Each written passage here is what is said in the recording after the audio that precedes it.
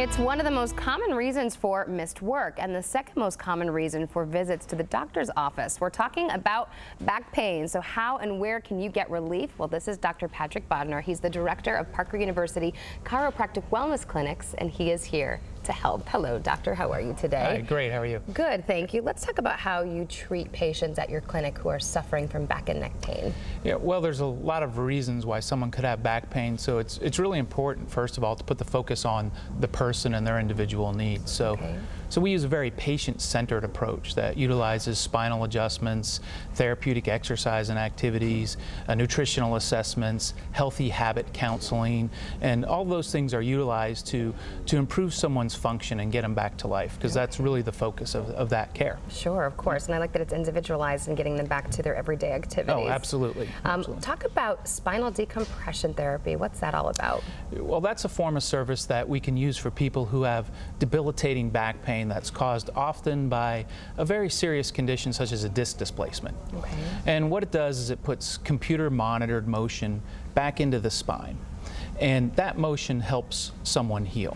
And what happens is their pain is decreased, and you also notice improvements to their certain daily activities, such as sitting, standing, and walking.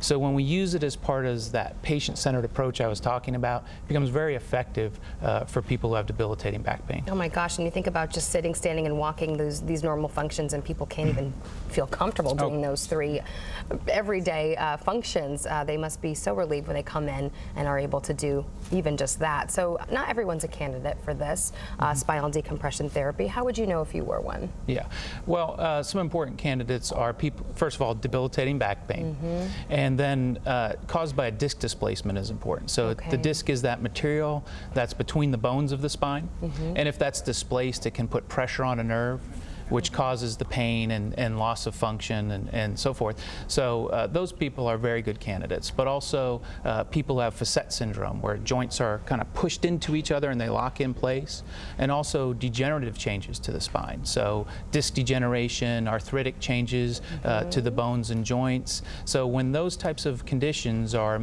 emitting debilitating back pain, that's when you're a great candidate for this. Well, talk about all the good news, how effective the treatment is at your clinic. Well, it's very effective. We have an 86% success rate. Great. And that's not a success rate in just reducing the back pain. It's really a success rate in getting them back to a functional life.